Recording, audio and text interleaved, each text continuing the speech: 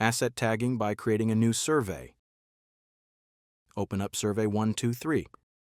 You want to press on the survey feature layer that you're going to add the asset to. Down at the bottom, press on Collect. This opens up a new form. Fill out the form. Once you're done filling out the form, scroll down until you get to your right InfraMarker section. Next, press Start. Select OK to proceed with an NFC reader.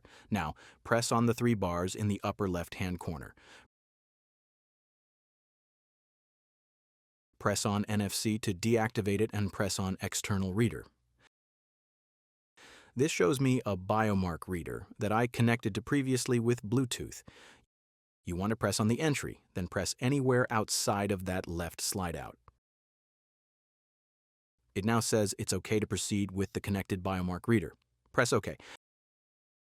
I'm going to take the Biomark reader, put it next to a tag, and press the Read button. The data has been successfully added to the form and written to the RFID tag. You want to look up at the InfraMarker ID section. You want to make sure that the same number is entered in that field. And then the bottom right-hand corner, press on the check mark. Then press Send Now. You've just completed asset tagging by creating a new survey with a reader switch.